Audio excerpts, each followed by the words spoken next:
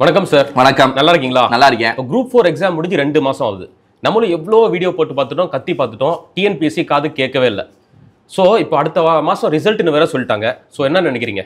இதை பற்றி பேசுவோம். அதுக்கு முன்னாடி ஒரு முக்கியமான ஒரு மகிழ்ச்சியான செய்தியை நம்ம ஆஸ்பரண்ட் சொல்லிக்குவோம். அது என்ன அப்படின்னா, ஸ்டூடெண்ட்ஸ் நம்ம மக்களே, நம்ம பஷீர் சார் வந்து இப்போ குரூப் 4 2025 எக்ஸாம் எழுதி 2A மெயின்ஸ் எக்ஸாம் எழுதி கடைசியா குரூப் 2 ஒரு போஸ்டிங் கிடைச்சிச்சு. அது என்ன போஸ்டிங் அப்படின்னா, சீனியர் இன்ஸ்பெக்டர் இன் கோஆபரேட்டிவ் சொசைட்டி போஸ்டிங் கிடைச்சு.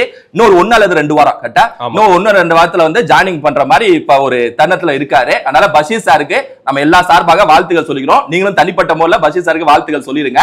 அது மட்டும் இல்ல, இந்த ஒரு எக்ஸாம் மட்டும் இல்ல, கூட இன்னொரு எக்ஸாமும் கிளியர் பண்ணிருக்காரு. இன்னொரு சம்பவத்தையும் செஞ்சிருக்காரு. அது என்ன எக்ஸாம் அப்படின்னா, SSC CGL போஸ்டல் டிபார்ட்மெண்ட்ல அதுக்கு அப்பாயின்மெண்ட் ஆர்டர் வந்துருச்சு. ரைட், அதுக்கு அப்பாயின்மெண்ட் ஆர்டர் வந்து 2 அப்பாயின்மெண்ட் ஆர்டர் கையில வச்சிருக்காரு. என்ன வந்து கேக்குறாரு, சார் எதுல சார் ஜாயின் பண்றது, சென்ட்ரலா ஸ்டேட்டா? அந்த அளவுக்கு வந்து கடைசியா ஸ்டேட் கவர்மெண்ட்ல ஜாயின் பண்ணலாம்னு சொல்லிட்டு ஒரு முடிவு எடுத்து இப்ப இன்னொரு 1 or 2 வீக்ஸ்ல ஜாயின் பண்ணிடுவாரு. அப்பாயின்மெண்ட் ஆர்டர் கையில வச்சிருக்காரு, கையோட எடுத்துட்டு வந்துட்டாரு. சார் அப்பாயின்மெண்ட் ஆர்டர் வந்துருச்சு அப்படின்னு சொல்லிட்டு ஒரு 2 days ஆச்சா, அந்த 2 days ஆச்சு. இப்பதான் அப்பாயின்மெண்ட் ஆர்டர் வந்துச்சு. கொஞ்சம் கொடுங்க பாப்போம். இல்ல சொல்லிருக்காங்க பாருங்க, பஷீர் சாரோட அந்த அப்பாயின்மெண்ட் ஆர்டர்ல ஃபர்ஸ்ட் பேஜ்லயே சொல்லிட்டாங்க, தெளிவா சொல்லிட்டாங்க உங்களுக்கு வந்து போஸ்டிங் கிடைச்சிச்சு அப்படின்னு சொல்லிட்டு. கூட்டுறவு சங்கங்களின் பதிவாளர் சென்னை அவர்களின் கடிதம் நகை எண் 1384, தமிழ்நாடு அரசர் பணியாளர் தேர்வாணையத்தால் தொகுதி 2A இன் கீழான ஒருங்கிணைந்த குடிமை பணி தேர்வுகள் மூலம் நேரடியாக தேர்ந்தெடுக்கப்பட்டு தமிழ்நாடு கூட்டுறவு சார்நிலை பணிகளுக்கான சிறப்பு விதிகளின் விதி 2 படி 2 படி கூட்டுறவு சங்கங்களின் முதுநிலை ஆய்வாளராக நியமனம் செய்யப்பட்டு திருச்சிராப்பள்ளி மண்டலத்துக்கு ஒதுக்கீடு செய்யப்பட்டு தெரிவாளர்களுக்கு தொடர்பு படுத்தப்படுகிறது அப்படின்னு சொல்லிட்டு ஸ்ட்ரைட்டா வீட்டுக்கு அனுப்பிச்சு விட்டாங்க. நிறைய ஸ்டூடெண்ட்ஸ், அதாவது திருச்சியில செலக்ட் ஆன எல்லா ஸ்டூடெண்ட்ஸ், கூட்டுறவு சங்கத்தில் செலக்ட் ஆன எல்லா ஸ்டூடெண்ட்ஸ் இருக்கு. நம்ம பஷீர் சார் நேம தேடி பாத்தீங்கன்னா இந்த இடத்துல இருக்கு. ரைட்டா, அதனால அவருக்கு என்ன ஒரு மகிழ்ச்சியான விஷயம்னா திருச்சியில கிடைச்சிச்சு. ஏன்னா நீங்க அதான் எதிர்பார்த்தீங்க கரெக்டா, திருச்சினா ஏன்னா திருச்சி சார் திருச்சினால அப்படியே திருச்சியில கிடைச்சிச்சு. அதனால வாழ்த்துக்கள், நம்ம திரும்பவும் வாழ்த்துக்கள் சொல்லிக்கிறேன். இப்ப அடுத்த கேள்வி கேளுங்க. இப்போதான் அந்த குரூப் 4 பத்தி சொல்லுங்க சார். இப்போ 2 மாசம் ஆகுது எக்ஸாம் எழுதி, எதுவுமே செவிசாக்கல டிஎன்பிஎஸ்சி. ஓகே, சோ ரிசல்ட்டும் வரப்போகுது. நிறைய பேர் எதிர்பார்த்து குரூப் 4 எக்ஸாம் ஒரு அநீதி நடந்துச்சுன்னு சொல்லிட்டு எக்ஸாம் முடிஞ்ச அன்னைக்கு சாயங்காலத்துல இருந்து குரல் கொடுக்குறோம் கரெக்டா. நம்ம மட்டும் குரல் கொடுக்கல, நம்மள குரலை தாண்டி நம்ம ஆஸ்பிரன்ஸ் குரல் கொடுத்தது தான் ஏராளம். அதாவது சிஎம் செல்லுக்கு அனுப்புனது, டிஎன்பிஎஸ்சியோட டோல் ஃப்ரீ நம்பருக்கே கால் பண்ணி கேட்டது, லட்சக்கணக்கான பேர் மெயில் அனுப்புனது, ஹியூமன் ரைட்ஸ் கமிஷனுக்கே லெட்டர் அனுப்புனது, கவர்னருக்கு லெட்டர் அனுப்புனது, பிரசிடென்ட் லெட்டர் அனுப்புனது சொல்லிட்டு ஏகப்பட்ட ரூட்ல, எந்தெந்த ரூட்ல எல்லாம் கோரிக்கை வைக்க முடியுமோ எல்லா ரூட்லயும் கோரிக்கை வச்சிட்டாங்க. எல்லா கலெக்டர் ஆபீஸ்ல போய் மனு கொடுக்கறது, எல்லா ரூட்லயும் கோரிக்கை வச்சிட்டாங்க. அகாடமி, பல நல்ல உள்ளங்கள் எல்லாமே போராட்ட அளவுக்கு போயிடுச்சுன்னு வச்சுங்களேன். ஒரு 2 மாசத்துல எல்லாமே செஞ்சாச்சு. யோசிச்சு பாருங்க, நம்ம ஒரு தனியாரா இருக்கோம், ஒரு தனி ஆளா இருக்கோம். அவங்க கவர்மெண்ட் அரசாங்கம், அவங்க வேற உலகம், நம்ம வேற உலகம். சோ இந்த உலகத்துல இந்த உலகத்தை டச் பண்றதுக்கு, அதாவது ஒரு கோரிக்கை வைக்கிறதுக்கு என்னென்ன ரூட்டை பயணிக்க முடியுமோ எல்லா ரூட்டையும் பயன்படுத்தியாச்சு. ஆனா இப்போ வரைக்கும் டிஎன்பிஎஸ்சி பதில் சொல்லவே இல்லை, ஒரு அறிக்கை வெளியில. ஜஸ்ட் ஒரு டைப் பண்ணி ஒரு 2 லைன் கூட டைப் பண்ணல, டைப் பண்ணி நமக்கு ஒரு பதில் சொல்லல. எஸ்எஸ்எல்சி ஸ்டாண்டர்ட்னா என்ன, இதெல்லாம் அன்னைக்கு நைட்ல இருந்து கேட்டுட்டு இருக்கோம். அடுத்த நாளே வீடியோ போட்டோம். எஸ்எஸ்எல்சினா என்ன, இப்போ வரைக்கும் எஸ்எஸ்எல்சி ஸ்டாண்டர்ட்னா என்ன, நாங்க இப்படிதான் கேள்வி எடுப்போம். அவுட் சோர்ஸும் எஸ்எஸ்எல்சி ஸ்டாண்டர்ட்னு நீங்க புரிஞ்சுக்கணும். என்ன இல்லனா எஸ்எஸ்எல்சி ஸ்டாண்டர்ட்ல இப்ப நாங்க தப்பு பண்ணிட்டோம், அடுத்த தப்பு பண்ண மாட்டோம், ஏதாவது ஒரு அறிக்கை வெளியிடவே இல்லை. ரைட்டா, இப்போ வரைக்கும் அவ்வளவு கத்திட்டோம், எவ்வளவோ பண்ணிட்டோங்க. என்ன டெய்லியும் கத்தி நமக்கே சலிச்சு போச்சு. அந்த அளவுக்கு கத்தியாச்சு, டயர்ட் ஆயிட்டாங்க. ஆஸ்பிரன்ட்ஸ்லாம் அந்த ஒரு ஃபயரோட இருந்தாங்க, ஒரு மாதிரி டிப்ரெஷன் ஸ்ட்ரெஸ் ஆகி ரொம்ப டயர்ட் ஆயிட்டாங்க. என்ன செய்யறதுன்னு எதிர்காலமே ஒரு கேள்விக்குறியான ஒரு சூழ்நிலை தான் இப்ப இருக்கு. ரைட்டா, டிஎன்பிஎஸ்சி அடுத்த மாசம் என்ன சொல்லிட்டாங்க, ரிசல்ட் சொல்லிட்டாங்க. பொட்டலட்சமே சொல்லிட்டாங்க, நீ என்ன வேணா கத்து, நீ என்ன வேணா கதறு, நாங்க கண்டுக்க மாட்டோம். ஏன்னா ஸ்ட்ரைட்டா ரிசல்ட் முடிஞ்சு போச்சு. நான் எங்களுக்கு வேண்டிய ஆனுவல் பிளான் வெளியிட்டோமா, எக்ஸாம் நடத்தணுமா, ரிசல்ட் வெளியிட்டோமா, எங்களோட வேலை அதுதான். எங்களோட டிஎன்பிஎஸ்சின்னு சொல்லக்கூடிய எங்களுக்கான அந்த வேலை, அது எங்களுக்கு அந்த பொறுப்பு இருக்குல்ல, இவ்வளவுதான் என்னோட பொறுப்பு, உங்களுக்கு பதில் சொல்றதுல எனக்கு பொறுப்பு இல்ல அப்படின்னு சொல்லிட்டு தட்டி கழிச்சு போயிட்டே இருக்காங்கன்னு வச்சுங்களேன். அடுத்த மாசம் ரிசல்ட், அடுத்த மாசம் என்னங்க, அடுத்த செப்டம்பரா அக்டோபர், ஒரு 10-20 நாள் வந்துடும் அக்டோபர், டக்குன்னு ரிசல்ட் வெளியிட்டுருவாங்க. ரிசல்ட் வெளியிட்டதுக்கு அப்புறம் நம்ம எதுவுமே கோரிக்கை வைக்க முடியாது. அதுக்கப்புறம் அடுத்த எக்ஸாம் வந்து அடுத்த எக்ஸாம், அது ரீ எக்ஸாம் கூட சொல்ல முடியாது. ரிசல்ட் ஒன்னு ரிசல்ட் ஸ்டாப் பண்ணணும், இல்ல ரிசல்ட் மாதிரி ரீ எக்ஸாம் அப்படின்னு சொல்லி வைக்கலாம். ரீ எக்ஸாம் நடக்காது. அதான் சொல்லிட்டாங்களே, பொட்டலாச்ச மாதிரி உனக்கு அக்டோபர் ரிசல்ட்ன்றாங்களே, அப்ப அதுக்கப்புறம் வரக்கூடிய எக்ஸாம் அடுத்த எக்ஸாம் தான் இருக்கும், 2026, 27 அப்படின்னு சொல்லிட்டு போயிட்டாங்க. அதனால இன்னைக்கு டேட்ல டிஎன்பிஎஸ்சி நம்ம எவ்வளவு கத்தியும் இப்போ வரைக்கும் பதில் சொல்ல, அப்படியே அமைதியாவே இருக்காங்க. நம்ம இதுக்கப்புறம் என்ன சொல்றேன்னு எனக்கே தெரியல. நீங்க அடுத்த கேள்வி கேளுங்க. ஸோ அடுத்து ஆஸ்பிரன்ஸ் என்ன செய்யணும், அவங்களோட எதிர்காலம் என்ன? நம்மளும் நிறைய வீடியோஸ்ல இதை சொல்லிட்டோம். அவங்களுக்கான அடுத்த ஸ்டெப் என்னங்கிறது நான் நிறைய சொல்லிட்டோம். அது என்ன அப்படின்னா, இப்போ நீங்க ஒரு ஆஸ்பிரண்ட்னு எடுத்துங்க, ஓகேவா? நீங்க இப்போ இந்த குரூப் 4 எக்ஸாம் நீங்க கிளியர் பண்ணிட்டீங்க, போறீங்க, அது ஒரு சைடில் வச்சுக்கோங்க. சப்போஸ் நீங்க ஒரு இந்த குரூப் 4 எக்ஸாம் எழுதுறீங்க, ஒரு ஆஸ்பிரண்டோ, சாதாரண ஆஸ்பிரண்டோ, கிராமத்துல வந்திருக்கீங்க, ஒரு தமிழ் மீடியம்ல இந்த எழுதி ஒரு இந்த மாதிரி குரூப் 4 எக்ஸாம்ல 200 கேள்வி எழுதிட்டு வரீங்க. அதுல தமிழ்ல மிகப்பெரிய அநீதி நடந்திருக்கு, ஸ்கூல் புக்ல இருந்து கேட்கல, ஓலைச்சுவடி அதெல்லாம் பண்ணிட்டாங்க. ரைட்டா? நீங்க கவலைப்படுவீங்க, உங்களுக்கு ஒரு ஆதங்கம் இருக்கும், என்ன இப்படி பண்ணிட்டீங்க, இது வரைக்கும் வரலாறு அப்படி பண்ணதே இல்லை. அது ஜிஎஸும் பாதி போயிட்டாங்க வெளில. மேத்ஸ்லயும் 1-2 கேள்விலாம் எதுவுமே கேட்டதே இல்லை. அந்த மாதிரி ஏதோ படம்லாம் கொடுத்து, என்ன இந்த ஃபீல்டுக்கு போவாங்க சிவில் இன்ஜினியர் கேள்வி கேட்டிருக்காங்க ஒரு பாக்ஸ்லாம் கொடுத்து, அதுவே பார்த்ததே இல்லை முன்ன பின்ன. இப்படிப்பட்ட ஆஸ்பிரண்டா நீங்க வெளில வரீங்க, உங்களுக்கு ஒரு இயல்பான ஒரு இது இருக்கும்ல, உங்களுக்கு ஒரு எமோஷன் இருக்கும்ல, அந்த எமோஷன் ஃபர்ஸ்ட் என்ன இப்படி பண்ணிட்டீங்கன்னு ஆதங்கம் இருக்கும். அந்த ஆதங்கம் கண்டினியூஸ் ஆகிட்டே போயிட்டு இருக்குன்னு வைங்களேன், ஒரு கட்டத்துல என்ன ஆகும், உங்களுக்கு டிப்ரெஷன் ஆகும். டிப்ரெஷன்ல எத்தனை காலத்துக்கு வாழணும் நம்ம யோசிச்சு பாருங்க.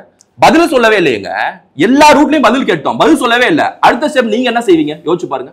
அடுத்த ஸ்டெப் உங்களுக்கு என்னென்ன சாய்ஸஸ் இருக்கு. இப்போ நீங்க ஒரு ஆஸ்பிரண்ட் இப்படி ஆயிடுச்சு, கட் ஆஃப் என்னன்னு தெரியல, ரைட்டா? அடுத்த ஸ்டெப் உங்களுக்கு என்ன சாய்ஸஸ் இருக்கும் யோசிச்சு சொல்லுங்களேன். நீங்களே என்ன, நான் பிரைவேட்க்கு போயிட்டே படிக்கிறேன், பிரைவேட் ஜாப் போகலாம், இல்ல பிரைவேட் ஜாப் போயிட்டு சரி டிஎன்பிஎஸ்சி படிக்கலாம், ஏன்னா நமக்கு ஒரு வருமானம் அதெல்லாம் வர வேண்டியது இருக்கு. இல்ல எனக்கு வீட்டுல விடுறாங்க, எனக்கு பிரச்சனை இல்ல, நான் 2-3 வருஷம் படிச்சேன், இப்படி பண்ணிட்டாங்க, என்னத்த பண்ற தலையெழுத்து, சரி ஓகே என்னதான் சொல்றாங்கன்னு பார்த்துட்டு இதுல எப்படி கொஸ்டினை பிரிச்சு விட்டு படிக்கலாம்னு சொல்லிட்டு அடுத்த ட்ராக்ல படிக்கிறது. மூணே சாய்ஸ் தான் இருக்கு. பிரைவேட் ஜாப் போயிட்டு டிஎன்பிஎஸ்சி படிக்கிறது, இல்ல டிஎன்பிஎஸ்சிக்கு வீட்டுல விடுறாங்க, பிரச்சனை இல்ல, பைனான்சியலா எனக்கு ஒன்றும் பிரச்சனை இல்ல, நிதியெல்லாம் இருக்கு அப்படின்னா டிஎன்பிஎஸ்சியை படிக்கிறது, ஒரு பொறுப்போட படிக்கிறது, ஒரு பொறுமையா படிக்கிறது. அப்படி வச்சுங்களேன், 3 சாய்ஸ் தாண்டி வேற எந்த சாய்ஸுமே இல்ல.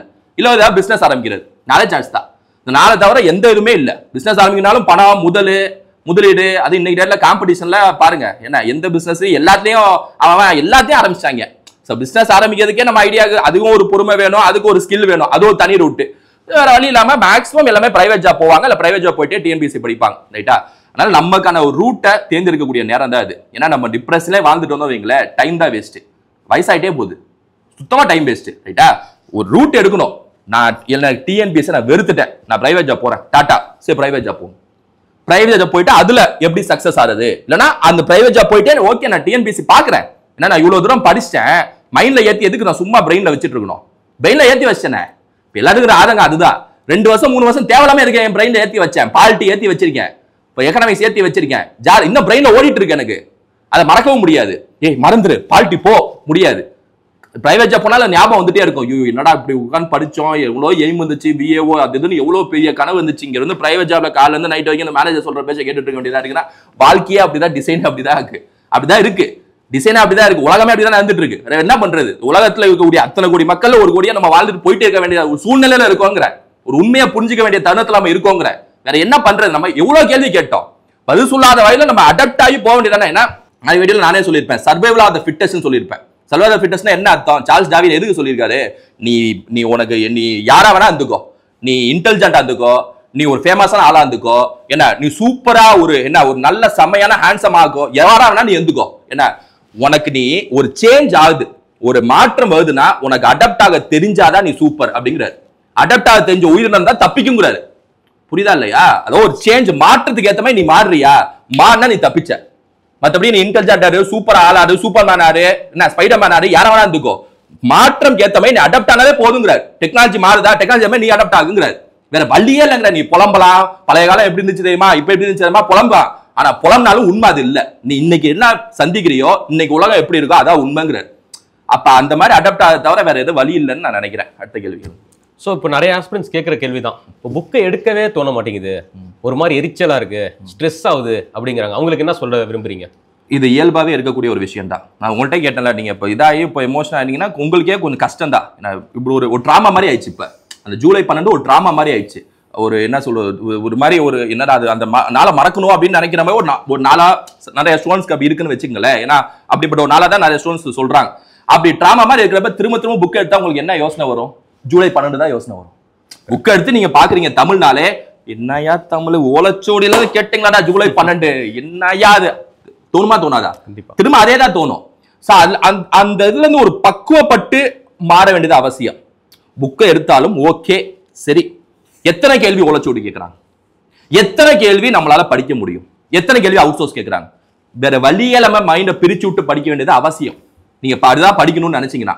இருந்தாலும் நீங்க டிப்ரெஷன் இருந்தீங்கன்னா நீங்களே சொல்லி பாருங்க, காலைல எந்திரிச்சு டிப்ரெஷன்னா நைட் வரைக்கும் டிப்ரெஷன் இருந்தீங்கன்னா நாள் ஓடிட்டு தான் இருக்கு, நாள் நிக்க மாட்டேங்குது. செப்டம்பர் 9 ஓடுது, செப்டம்பர் 10 ஓடுது, செப்டம்பர் 11 ஓடுது, செப்டம்பர் 12 ஓடுது. நீ டிப்ரெஷன் இருந்தாலும் இல்லைனாலும் ஒரு நாள் ஓடுது. நீங்க டிப்ரெஷன்ல இருந்தாலும் இல்லைனாலும் வயசு ஓடுது. என்ன பண்ணாலும் டைம் ஓடுது. நீ பண்ண முடியுமா டைம்? நான் பேசிட்டு இருக்கேன், டக்குனு 4 செகண்ட் ஓடல.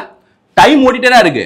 அதனால என்ன சொல்றேன், எப்படினாலும் டைம் ஓடுதுங்கிற பட்சத்துல காலைல இருந்து நைட் வரைக்கும் டிப்ரெஷன்ல இருக்கிறதுக்கும் ஸ்ட்ரெஸ்ல இருக்கிறதுக்கு டக்குனு ஒரு புக் எடுத்து படிச்சிடலாம்ல. டக்குனு ஒரு புக் அது எப்படினாலும் டைம் ஓடுது, அந்த டைமை புக்கோட ஓட்டுங்க. புக்கோட ஓட்டலாம்ல. இல்ல பிரைவேட் ஜாப்னா பிரைவேட் ஜாப்ல ஓட்டலாம். ஸோ எனக்கு தெரிஞ்சு நகர வேண்டியது அவசியம். ஏன்னா நம்ம அடுத்த மாசம் ரிசல்ட்ட்டாங்க, இன்னும் புலம்பிட்டு இருந்தா டக்குன்னு ரிசல்ட் வந்துடும், அவ்வளவுதான். அதுக்கப்புறம் அடுத்த எக்ஸாம் 2026 எக்ஸாம் அப்படிதான் போகுது. இதை நான் வந்து என்ன இப்படி சொல்றீங்க, என்ன இப்படி பண்றீங்க அப்படின்னா வேற வழி இல்லை. ஒரு உண்மையை உணர்ந்தா மட்டும்தான் வாழவே முடியும். ஒரு உண்மைதான். நமக்கு பிடிக்குதோ பிடிக்கலையோ உண்மையை அக்செப்ட் பண்ணிட்டு போயே தீரணும். வாழ்க்கையோட மாடலே இப்படிதான், டிசைனே இப்படிதான் இருக்கு, வேற வழியே இல்லை.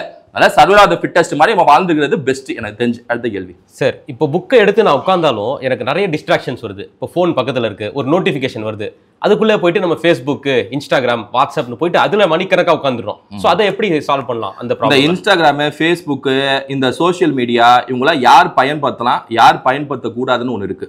இப்போ உங்களுக்கு வேலை கிடைச்சிருக்கு, வேலை கிடைச்சிச்சு, லைஃப் செட்டில்டு, நல்லா மாசம் மாசம் சம்பளம் வருது, சூப்பரா செட்டில்டு, குடும்பம் செட்டில்டு, இல்லை குடும்பம் இருந்துச்சுன்னா குடும்பம் செட்டில், எல்லாம் settled, super well today life, நல்ல லைஃப் அப்படின்னா போர் அடிக்கிறப்ப நீங்க என்ன பார்க்கலாம், இன்ஸ்டா, சும்மா ஒரு என்டர்டைன்மெண்ட் பார்க்கலாம். வேலையே இல்லை, இல்லை ஒரு 20 21 வயசு இந்த ரேஞ்சில் இருக்கீங்க. என்ன உங்களுக்கு எதிர்காலமே என்னன்னு தெரியல, எதிர்காலமே என்னன்னு தெரியல, யாரையோ நம்பிதான் இருக்கீங்க, பேரண்ட்ஸையோ கைடோ யாரோ நம்பிதான் வாழ்ந்துட்டு இருக்கீங்க. உங்க பாக்கெட்ல இருந்து பணத்தை எடுக்கக்கூடிய ஒரு வாழ்க்கையில வாழல அப்படின்னா உங்களுக்கு எதுக்கு இன்ஸ்டாகிராம், உங்களுக்கு எதுக்கு சோஷியல் மீடியா? நான் ஒன்று கேட்குறேன் உங்கள்கிட்ட, நீங்க இப்ப சமீபத்தில் காலத்துல நீங்க ஏதாவது பார்த்துட்டு இருக்கீங்கன்னு வைங்களேன், ஒரு 18 19 20 வயசு பசங்களே, அதாவது இந்த வயசுல இருக்கக்கூடிய பசங்களே டிப்ரெஷனா இருக்கு, ரொம்ப ஸ்ட்ரெஸ்ஸா இருக்கு, ரொம்ப ஒரு மாதிரி இருக்கு, இன்செக்யூரிட்டியா இருக்கு, இந்த மாதிரி வார்த்தை எல்லாம் பயன்படுத்துறாங்களா? ஆமா. அந்த காலத்துல இந்த மாதிரி வார்த்தை 17 18 வயசுல பயன்படுத்துறாங்களா? இல்ல. டிப்ரெஷனா என்னன்னே தெரியாது. ஸ்ட்ரெஸ்னா என்ன, அதெல்லாம் என்னடா வார்த்தை, உண்மை புரியலையா? அதெல்லாம் 40 வயசு 50 வயசு மேலதான் தெரியும் டிப்ரெஷனா என்ன. இப்போ 17 18 வயசு பசங்க ரொம்ப டிப்ரெஷன் ஆகுது, ரொம்ப ஸ்ட்ரெஸ் ஆகுது. ஏன் அப்படி ஆகுது? ஏன் 17 18 வயசுல ஆகுது? யோசிச்சு பாருங்க. ஏன் அப்படின்னா அந்த காலத்துல நம்மள்ட்ட எதுவுமே இருக்காது கையில. இந்த இன்ஸ்டாகிராம், ஃபேஸ்புக், உலகனால என்னன்னு தெரியாது வைங்க, ஊருக்குள்ளேயே சுத்திட்டு இருப்போம், ரைட்டா? மிஞ்சி போனா ஒரு டிவில நியூஸ் வந்துச்சுன்னா 8 மணிக்கு நியூஸ் வரும், அதை மட்டும் பார்த்தாதான் நியூஸ், வேற எதுவுமே தெரியாது. எதுவுமே தெரியாத பட்சத்தில் ஒரு கியூரியாசிட்டிலே ஓடிட்டு இருக்கும். அந்த காலத்துல ஒரு கியூரியாசிட்டி இருக்கிற வரைக்கும் தான் உங்கள் டோபமைன் சுரக்கும்.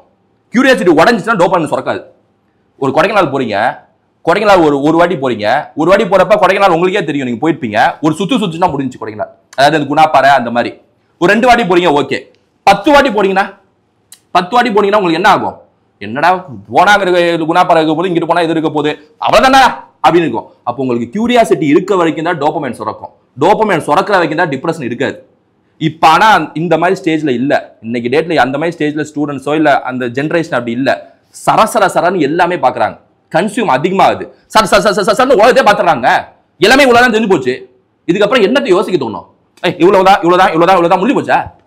எல்லாத்தையும் பாத்துறாங்க. எல்லாத்தையும் எதுக்கு பார்க்கணும்? ஃபர்ஸ்ட் எல்லாத்தையும் பார்க்கவே கூடாது. அந்த டைம்ல அப்படிதான் இருந்தோம், எதுவுமே ஒருத்தர் கிடைக்கவே கூடாது, அலைஞ்சிட்டே இருக்கணும். அப்பதான் நமக்கு வந்து டிப்ரெஷனே இருக்காது, ஸ்ட்ரெஸ்ஸே இருக்காது, நிம்மதியான வாழ்க்கையை வாழ முடியும். என்னன்னு தேடிட்டே இருக்கணும். மனுஷன் நகரணும், ஒரு இடத்துல இருந்து இன்னொரு இடத்துக்கு நகர்ந்தா தான் வாழ்க்கையை வாழ முடியும், கத்துக்கவும் முடியும். ஒரு இடத்துக்குள்ளே சுத்திட்டனால கத்துக்க முடியாது. அதே மாதிரி எல்லாமே பாக்குறாங்களே, யோசிச்சு பாருங்களேன், எல்லாமே உங்களுக்கு கை கிடைக்குதுன்னா ஆட்டோமேட்டிக்கா உங்களுக்கு என்னடா எல்லாம் பிரெயின் ராட்டுங்கிறாங்க. இந்த காலத்துல பிரெயின் ராட் ஆயிடுச்சுங்கிறாங்க. ஏன்னா அப்படின்னா உங்க பிரெயின் அவ்வளவுதான், முடிஞ்சு போச்சு, எல்லாம் பார்த்து முடிச்சிங்க, அடுத்து என்னன்னு உங்களுக்கு டோபமைன் சுரக்க மாட்டேங்குது அப்படிங்கிறாங்க. அதனால சொல்றேன், நல்லா புரிஞ்சுங்க, இந்த இன்ஸ்டாகிராம், ஃபேஸ்புக், இந்த மாதிரி சோசியல் மீடியால உங்க வாழ்க்கை என்ன பாக்குறதுனால முன்னேற போறது இல்லை. நீங்க சரசரன்னு நவுத்துறீங்கன்னா ஒருத்தரோட வாழ்க்கை முன்னேறி போயிட்டே இருக்குன்னு அர்த்தம், உங்க வாழ்க்கை முன்னேறல. அதனால தெளிவா புரிஞ்சுக்கணும் ஸ்டூடெண்ட்ஸ். நான் குறிப்பா இன்னைக்கு ஜென்ரேஷன்ல கூடிய ஸ்டூடெண்ட்ஸ்க்கு சொல்றேன். ஏன்னா நம்ம அடுத்து வந்து நமக்கு நான் சொல்லியிருக்கேன், ஸ்கூல் ஸ்டூடெண்ட்ஸ்க்கு ஒரு விழிப்புணர்வு கொடுக்கணும். எல்லாத்துக்குமே இந்த இன்ஸ்டாகிராம்ல இருக்கக்கூடிய அதை இழுத்து சயின்ஸ் மேல ஒரு அட்ராக்ஷனை கொண்டு வரணும், சயின்ஸ் மேல அவங்களுக்கு ஒரு ஆர்வத்தை கொண்டு வரணும் அப்படின்னு சொல்லிட்டு நான் உங்கள்கிட்ட சொல்லியிருக்கேன், ரைட்டா? அதான் நம்ம ஏன்னா அப்படிப்பட்ட ஒரு சிச்சுவேஷன்ல இருக்கோம். ஒட்டுமொத்தமா பண வளர்ச்சி அடைய வைக்கணும். 9th 10th 11th 12th இந்த ஸ்கூல் பசங்க, காலேஜ் யாரா இருந்தாலும், ரைட்டா? யங்ஸ்டர்ஸை ஒரு நல்வழிப்படுத்தணும், சமுதாயத்தை மாத்தணும்னு சொல்லிட்டு நானே சொல்லியிருக்கேன், நம்ம ஸ்டூடெண்ட்ஸ் சொல்லியிருக்கேன். அடுத்த நம்ம அதுக்காக ரிசர்ச் பண்ணிட்டு இருக்கோம்னு வச்சுங்களேன். அதனால எனக்கு தெரிஞ்சு இந்த இன்ஸ்டா, இந்த ஃபேஸ்புக்ல 10 பைசா பிரோஜனம் இல்லை. நீங்க அதுல சும்மா யாரு என்ன பண்றது, வாட்டர்மெலன் சாப்பிடுறாரு, இதை சாப்பிடுறா அதை சாப்பிடுறாருன்னா 10 பைசா பிரோஜனம். அதனால உங்க வாழ்க்கை என்ன ஆகுது? உங்க வாழ்க்கை என்ன? அவன் வாழ்க்கை எப்படி ஆகுது? இந்த கிசு பேசுறது, வதந்தி பேசுறது, ஓ இந்த நபர் இப்படி பண்ணிட்டாரா அப்பெல்லாம் பேசுறது ஒரு பிரோஜனமும் இல்லைங்க. மேரி கியூரி உங்களுக்கு தெரியும்ல, Marie Curie scientist, radioactivity கண்டுபிடிச்சவங்க. அவங்களோட ஹஸ்பண்ட் பீரி கியூரி இறந்து போறாரு, ஒரு விபத்துல இறந்து போறாரு 1910கள் அந்த டைம்ல. அதுக்கப்புறம் என்ன பண்றாங்கன்னா அவங்க நோபல் பிரைஸும் வாங்கிட்டாங்க. முதல் பெண்மணி நோபல் பிரைஸ் வாங்கிட்டாங்க அந்த ரேடியோ ஆக்டிவிட்டி அந்த மாதிரி கதிர்வீச்சு கண்டுபிடிச்சதுக்கு. அதுக்கப்புறம் அவங்க காலேஜ்ல ப்ரொஃபஸரா இருக்காங்க. அங்க சில காரணங்களால காலேஜ்ல ஒரு ஸ்டூடெண்ட்ஸோட இல்லீகல் ரிலேஷன்ஷிப் வருது. இப்ப இதனால என்ன ஆகுதுன்னா அங்க இருக்க மீடியா எல்லாமே வந்து மேரிக்குரிய போட்டு தாக்குறாங்க. நோபல் பிரைஸ் வாங்கினாலும் கண்டுக்கவே இல்லை. இந்த பெண்மணி எப்படி இப்படி பண்ண முடியும், ஒரு பெண்ணா இருந்துட்டு எப்படி இப்படி பண்ண முடியும் அப்படின்னு போட்டு தாக்குறாங்க. யோசிச்சு பாருங்க. என்ன அவங்க அப்படி போட்டு தாக்குனதுல இவங்க இந்த அம்மா கண்டுபிடிச்சது என்னங்கிறதே மக்களுக்கு போய் ரீச் ஆகல. என்ன கண்டுபிடிச்சாங்கன்னு தெரியல. ஆமா அந்த அம்மா ஹஸ்பண்ட் வந்து போயிட்டாங்க, ரிலேஷன்ஷிப் வச்சுட்டாங்க, ஐயோ இதெல்லாம் அம்மா அப்படி பேச ஆரம்பிச்சாங்க. யோசிச்சு பாருங்க. ஒரு எலிமெண்ட், அந்த எலிமெண்ட்ல இருந்து ஏதோ ஒன்று வெளியேறுது. என்ன அந்த வெளியேறது என்னன்னு ஒட்டுமொத்த சயின்டிஸ்ட் மண்டையை குழம்பிட்டு இருந்தாங்க. என்னடா வெளியேறுது, எலிமெண்டோட மாஸ் குறைஞ்சிட்டே வருது. இப்ப யுரேனியம்னா எடுத்துட்டீங்கன்னா சும்மா வச்சுட்டு போனாலே, இந்த டேபிள்ல வச்சுட்டு போனாலே எடை குறையுது. எப்படா எடை குறையுது, உலக சயின்டிஸ்டே மண்டையை வச்சுட்டு இருந்தாங்க. இந்த அம்மா வராங்க மேரி குரி, அட என்னையாது இந்த எலிமெண்ட்ல இருந்து ஏதோ ஒரு கண்ணுக்கு தெரியாத துகள்கள் வெளியேறுதியா, நியூட்ரான் எலக்ட்ரோ மேக்னெட்டிக் மின் அந்த அலைகள்னு சொல்லிட்டு வெளியேறுதியா, அதுக்கு பேர் ஆல்பா பீட்டா காமாயான்னு சொல்லிட்டு போட்டு வச்சுட்டு போயிட்டே இருந்தாங்க. யோசிச்சு பாருங்க. இது முக்கியமா இவங்களோட அந்த பர்சனல் வாழ்க்கை முக்கியமா, இவங்க கண்டுபிடிச்ச விஷயம் எவ்வளவு பெருசு. ஒரு ஒட்டுமொத்த சமுதாயத்தையே ஒரு புரட்சி செஞ்சிருக்காங்க. சயின்டிஸ்ட் உலகத்தையே தகச்சு பார்த்திருக்காங்க. என்ன அந்த அம்மா பண்ணிருக்கு அப்படின்னு சொல்லிட்டு. அப்ப நம்மளோட கியூரியாசிட்டி எங்கதான் இங்க முக்கியம். ஒரு தனி மனிதன் ஒருத்தவன் 2 பேர் 3 பேர் 4 பேரை பத்தி பேசினா உங்களுக்கு ஒரு பிரயோஜனமும் இல்ல. நீங்க பேசதா பேசுறீங்க, 40,000 பேரை பத்தி பேசுங்க, 40 லட்சம் பேரை பத்தி பேசுங்க. உங்க டைமை வேஸ்ட் தானே பண்றீங்க. வேஸ்ட் பண்ணாலும் 10 கோடி பேரை பத்தி பேசி வேஸ்ட் பண்ணுங்கிறேன். ஒருத்தனை 2 பேரை பத்தி பேசினா அவ்வளவுதான் முடிஞ்சு போச்சு. Time waste. 2 பேர் தான் கடைசியா 2 பேரை மத்திய பத்தியா பேசுறீங்க. பேசுற மாதிரி இருந்தாலும் பேசுங்க, வேஸ்ட் பண்ணுங்கிறேன். ஆனா 2 பேர் மத்தியில 20 லட்சம் பேரை பத்தி பேசுங்க. அந்த மாதிரி இருக்கிற ஒரு சமுதாயத்தை மாத்தணும். சோ இப்போ ஸ்டூடெண்ட்ஸ் அந்த மாதிரி இருந்துட்டு அவங்க அடுத்த நகரம் இதெல்லாம் வந்து அவாய்ட் பண்ணிருங்க. எல்லாத்தையும் அன்இன்ஸ்டால் பண்ணிருங்க. அன்இன்ஸ்டால் பண்ணிருப்பாங்க, டோட்டலா அன்இன்ஸ்டால் பண்ணிருங்க. அடுத்த கேள்வி. ஸோ அடுத்து இப்போ குரூப் 2 வருது, கிட்டத்தட்ட ஒரு 10 நாள் தான் இருக்கு. ஸோ ஃபாஸ்ட்டாக ரிவைஸ் பண்ணணும். ஸோ அதை பத்தி சொல்லுங்க. நம்ம ஆல்ரெடி குரூப் 2க்கு நம்ம சேனல்ல ஷெட்யூல் போட்டு கொடுத்துட்டோம். நம்ம வார் ரிவிஷன் தான், ரைட்டா? வார் ரிவிஷன் படி அந்த ஷெட்யூலை பார்த்துட்டு இருக்க போறாங்க. மார்க் டெஸ்ட் கண்டக்ட் பண்ண போறோம். ரிவிஷன் பண்றாங்க, ரிவிஷன் நல்லா தரவா பண்ணிட்டு இருப்பாங்க. அது ஷெட்யூல் போட்டு கொடுத்துருக்கோம். எல்லாமே ஸ்டூடெண்ட்ஸும் தெரியும்னு நினைக்கிறேன், ரைட்டா? பிளஸ் அந்த குரூப் 2 பொறுத்த வரைக்கும் நான் சொல்றதை விட நீங்க சொல்றது பெஸ்ட்னு நினைக்கிறேன். உங்க ஸ்ட்ராட்டஜி என்ன, எப்படி கிளியர் பண்ணலாம்? ஒரு 10 நாள் தான் நீங்க சொல்ற மாதிரி இருக்கு. எப்படி பண்ணலாம் நீங்க ஒவ்வொன்றா பார்ப்போம். ஜிஎஸ் எப்படி பண்ணலாம்? ஜிஎஸ்ல அவுட் சோர்ஸ் வருது. ஆமா, ஜிஎஸ் அவுட் சோர்ஸ் வருது. 10 நாள் தான் இருக்கு. நான் எல்லா ஜிஎஸும் கவர் பண்ணணும்னா நான் என்ன பண்ணேன்னா, போன வருஷம் இதே டைம்ல என்ன பண்ணா, இந்த மாதிரி தான் எனக்கும் டைம் இருந்துச்சு. 10 நாள் இருந்துச்சு, ஜிஎஸ் கவர் பண்ணோம். அப்போ கோட் ரிவிஷன் போட்டிருந்தேங்க. ஸோ அதை கோட் ரிவிஷன் மூலமா எல்லாத்தையுமே கவர் பண்ணிட்டேன். ஸோ அந்த மாதிரி இப்போ வந்து வார் ரிவிஷன் இன்னும் அப்டேட்டடா இருக்கு. ஸோ அதை பார்த்துக்கலாம். அதை பார்த்து ஜிஎஸ் கவர் பண்ணிடலாம் நீங்க தாராளமா. ஒன்னு சொல்லிக்கிறேன், நீங்க என்ன சொல்ற வர சார் இது மார்க்கெட்டிங் அப்படின்னு சொல்லுவாங்க. அதனால நீங்க எப்படி, அதாவது ஜிஎஸ்ங்கிறத நீங்க உங்க இதுல இருந்து சொல்லுங்க. ஏன்னா கோட் ரிவிஷன் வார் ரிவிஷன் கண்டிப்பா அது யூஸ்ஃபுல்லா இருந்திருக்கும் கடைசி 10 நாள். அந்த ஜிஎஸ் எப்படி அவுட் சோர்ஸ்ல ஹேண்டில் பண்றதுன்னு சொல்லுங்க. ஸோ அதை எப்படி பண்ணலாம்னா, நிறைய கொஸ்டின்ஸ் வந்து அவுட் ஆஃப் சோர்ஸ்ல வரும். அது வந்து ஈவன் ஸ்டேட் டாப்பர் ரேங்க் 1க்கே தெரியாது. அவங்களே ஆப்ஷன் எலிமினேஷன் மெத்தட்ல தான் போடுவாங்க. ஆப்ஷன் எலிமினேஷன் மெத்தட் நீங்க தெரிஞ்சுக்கிட்டீங்கன்னா நீங்க போடலாம். ஆப்ஷன் எலிமினேஷன், அதாவது இவர் கண்டிப்பா இத பேசியிருப்பாரு, இவர் பேசியிருக்க மாட்டாரு. இது கண்டிப்பா நடந்திருக்கும், இது நடந்திருக்காது. இந்த டேட்ல இந்த வருஷத்துல நடந்திருக்காது. எஸ், நீங்க சொல்றது கரெக்ட். அதுல தான் அடிச்சிருப்பீங்கன்னு நினைக்கிறேன் பிலிம்ஸ் எக்ஸாம். ஜிஎஸ் எனக்கு தெரிஞ்ச out source best method option elimination. Maths என்ன பண்ணீங்க? மேத்ஸ் என்ன பண்ணலாம்? எப்படி பார்த்தாலும் மேத்ஸ் வந்தானோ. நம்பர்ஸை பார்த்தே பயப்படுறாங்க. அவங்களுக்கு உங்களோட பதில் என்ன? ஐயோ நம்பர்ஸ் எக்ஸ்னால பயந்துடுறாங்க. சும்மா ஐயோ எக்ஸ்னு வைக்கிறதே எனக்கு அலர்ஜியா இருக்குங்கிறாங்க. என்ன சொல்றீங்க உங்களுக்கு? சோ மேத்ஸ்க்கு வந்து நம்ம ஆப்டிடியூட் ஒரு 25 மார்க், அது நல்லா ஃபோக்கஸ் பண்ணீங்கன்னா 25க்கு 25 அடிக்கலாம். இல்ல இப்ப ஆப்டிடியூட் ரீசனிங் ரெண்டு சேர்ந்து 15 இருக்கு. சோ வந்து நான் படிக்கும்போது அப்படி இருந்துச்சு. இப்போ வந்து இந்த மாதிரி இருக்கு. ரீசனிங்கும் சேர்த்துட்டாங்க. சோ ஈஸியா இது பண்ணிடலாம். பிளஸ் நம்ம அகாடமில வீடியோஸ்லாம் பார்த்துங்க, அது பார்த்தா மோர் தென் எனஃப் நான் சொல்லுவேன். மோர் தென் எனஃப். எனக்கு தெரிஞ்ச மேத்ஸ்ல இந்த எக்ஸ் நம்பர்ஸை பார்த்து பயப்படுறாங்களே, அவங்களுக்கு என்ன சொல்ல விரும்புறீங்க? ஏன்னா நம்பர்ஸ்ல, ஏன்னா அது ஒரு ஹேண்டில் பண்ற விதமே ஒரு கலை தானே மேத்ஸ். அந்த கலை எப்படி கத்துக்கிறது? ஏன்னா நம்ம வந்து ஃபுல்லா அந்த தியரியா படிச்சு பழகி இருப்போம். சோ இதுக்கு வந்து கொஞ்சம் பிராக்டிஸ் பண்ணீங்கன்னா, பிராக்டிஸ் மைண்ட் கால்குலேஷன் அந்த முக்கியமா? ஆமா ஆமா. இப்போ ஒரு ஏன்னா எல்லாரும் கால்குலேட் எடுக்கறாங்க. ஆமா 15x2 15x18 மைண்ட்லயே போடுறதும் முக்கியம் தானே. கண்டிப்பா கண்டிப்பா. நான் அப்பதான் மைண்ட் டியூன் ஆகும். கரெக்ட். நம்பர்ஸ்க்கு ஏத்த மாதிரி எதனால பூந்து விளையாடலாம்டா, அதுதான் பிராக்டிஸ். அந்த பிராக்டிஸ் பண்ணாலே மேத்ஸ் கத்துக்கலாம். அடுத்து தமிழ் இருக்கு, இங்கிலீஷ் இருக்கு. நான் தமிழ் இங்கிலீஷ் ரெண்டுக்கு வரேன். தமிழை பொறுத்த வரைக்கும் நீங்க பாத்துருப்போம், பேசியிருப்போம். 40 கேள்வி ஓலச்சோடி, 60 கேள்வி ஸ்கூல் புக். இது 60 கேள்வி நீங்க நம்ம பேசினபடியே as usual school book syllabus படிச்சு போனா வந்துரும். ஓலச்சோடிக்கு அவ்வளவு இருக்கு. ரீட் அவுட் பண்ணிட்டு போலாமா? ரீட் அவுட் பண்ணிட்டு போலாம். வேற வழி இல்ல, வேற வழி இல்ல. ஆமா, ஃபுல்லா இது பண்ண முடியும். எல்லாமே கஷ்டமே வர, எல்லாத்துக்கும் கஷ்டமாச்சு. 40 கேள்வி படிக்காத வராங்க. எதாவது அங்கங்க பேஜா படிச்சுட்டு போறது பெஸ்ட். 60 40 60 + 40 படிச்சிடலாம். இங்கிலீஷ்க்கு இங்கிலீஷ்க்கு நீங்க கிராமர், அதுக்கப்புறம் ப்ரோஸ், போயம், அதுக்கெல்லாம் நல்லா படிச்சுட்டு போகணும். ப்ரோஸ் போயம்லாம் நல்லா தெளிவா படிச்சு. நீங்க படிச்சப்ப அந்த பழைய ப்ரோஸ் போயம் மட்டும் லிஸ்டா கொடுத்தாங்களா அதானே? ஆமா, அந்த சிலபஸ் இப்ப சிலபஸ் அப்டேட் ஆயிருக்காங்க, அப்டேட் பண்ணிருக்காங்க, தமிழ் மாதிரியே வச்சிருக்காங்க. ஆமா, அதுக்கும் பிராக்டிஸ் கண்டிப்பா முக்கியம். பிராக்டிஸ் கண்டிப்பா முக்கியம். ஆனா இதுல நிறைய ஸ்டூடெண்ட்ஸ் சொல்றாங்க இங்கிலீஷ்னா ஈஸியா இருக்கும் அப்படின்னு சொல்லிட்டு. எனக்கு தெரிஞ்சு இங்கிலீஷ்லயும் synonyms, antonyms, idioms and phrases, one word substitution twist வைக்கலாம்ல. கொஞ்சம் ட்விஸ்ட் வைக்கலாம். கிராமர்ல நல்லாவே ட்விஸ்ட் வைக்கலாம். ஆமா, கிராமர்ல நம்ம நினைச்சு பார்க்கறது என்னடா வித்தியாசமா ஏதாவது கேட்டீங்க, டோன்ட் வி டிட் வி ஏதாவது அதுல ஏதாவது क्वेश्चन டாக்ல ட்விஸ்ட் வைக்கலாம். ப்ரோஸ் போயம்ல கூட வைக்கலாம். ஏன்னா ப்ரோஸ் போயம் நம்ம படிச்சப்ப நீங்க படிச்சப்போ ஒரு 40 போயம் ப்ரோஸ் 45 இருந்துக்குமா ப்ரோஸ் போயம் சேர்த்து. இந்த வாட்டி எவ்வளவு ப்ரோஸ் போயமும் சேர்த்து அப்படின்னா ப்ரோஸ் மட்டுமே 35, போயம் 30 மொத்தம் ஒரு 65 கிட்ட வந்துருச்சு. 65-70 கிட்ட வந்துருச்சு. அவ்வளவு வந்துருக்கு. இத்தனை கேட்டு 15 கேள்வி. அதனால இங்கிலீஷும் கொஞ்சம் ஓரளவு டிஃபிகல்ட் தான். அதனால இந்த இங்கிலீஷ் மீடியம் தமிழ் ஸ்டூடெண்ட் அடிச்சுக்கிறது பதிலா ரெண்டுமே கொஞ்சம் டிஃபிகல்ட்டா தான் கேட்க போறாங்க. புக்ல இருந்தே வரும்னு எக்ஸ்பெக்ட் பண்ண கூடாது. வெளில இருந்து திடீர்னு சர்ப்ரைஸா இறக்கலாம். சோ அதுக்கு ரெடியா இருக்கணும் நம்ம. ஆமா, அப்பதான் நம்ம ஜெயிக்க முடியும். கண்டிப்பா. சோ ஓகே, குரூப் 2 எக்ஸாம் நம்ம சொல்லிக்கிறேன். நம்ம சேனல்லயே அடுத்தடுத்து வீடியோஸ் வரும். இப்ப இங்கிலீஷ்ல கேக்குறாங்க வீடியோஸ் வரும். பிளஸ் நம்ம ஃபுல் ரிவிஷன் இப்ப நம்ம வார் ரிவிஷன் பார்த்துட்டு இருக்காங்க. அதுவே போதுமானது.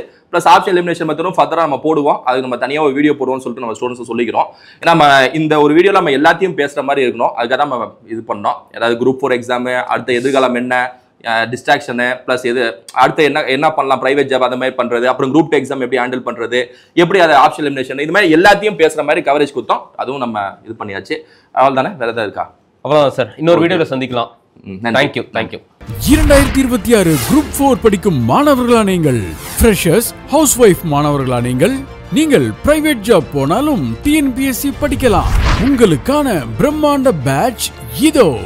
ஜிஎஸ், தமிழ், மேக்ஸ் அனைத்தும் அடங்கிய சிட்டிசன் பேட்ச் லான்ச் செய்யப்பட்டுள்ளது. சிட்டிசன் பேட்ச் வகுப்புகளை எடுப்பது உங்கள் சதீஷ் குருநாத் அவர்கள். புது ட்ரெண்டில் கேட்கப்படும் ஓலைச்சுவடி சீரீஸ் வழங்கப்படும். சுமார் 35,000 கேள்விகள், பாக்கெட் நோட்ஸ் மற்றும் ஆன்லைன் தேர்வு வழங்கப்படும். சிட்டிசன் பேட்சிற்கு 95% ஆஃபர் வழங்கப்படுகிறது. ஆஃபர் விலை 2500 ரூபாய் மட்டுமே. சிட்டிசன் பேட்சில் இணைய I want to join citizen batch என 9443844441 என்ற எண்ணிற்கு வாட்ஸ்அப் செய்யுங்கள். Gurunath IAS academy, cantonment, BSNL office எதிர்புறம், திருச்சி.